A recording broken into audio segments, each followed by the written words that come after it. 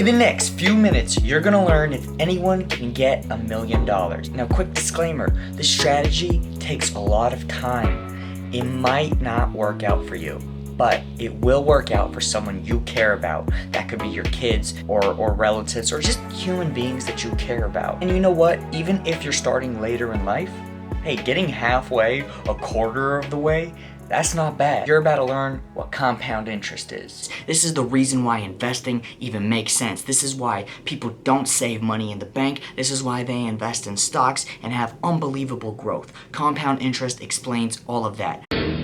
Well, let's get on with it. After I define it for you, I'm gonna give you an actual example. Before that, I know what you're thinking. You would rather in the next 60 to 90 seconds learn about this background and what is up with the setting. People with a financial inclination don't always have to wear a suit and try and sell you something like a course. Not that there's anything wrong with wearing suits or courses. I'm just not one of those people. I'm not interested in that. Yet, I will sell out eventually, and when I do,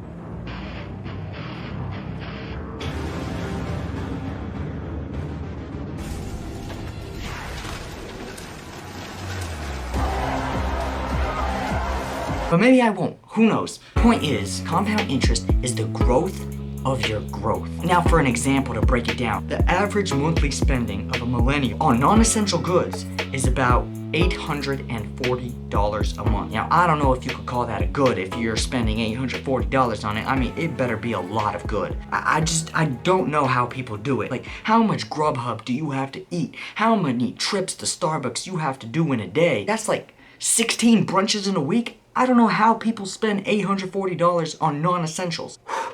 Let's say that they cut their spending in half. All of a sudden, they read an article on finance, they visited the Funancialism Instagram page, they found this video, and they realized, hey, you know what? I don't want to burn all that money. I would rather save some of it.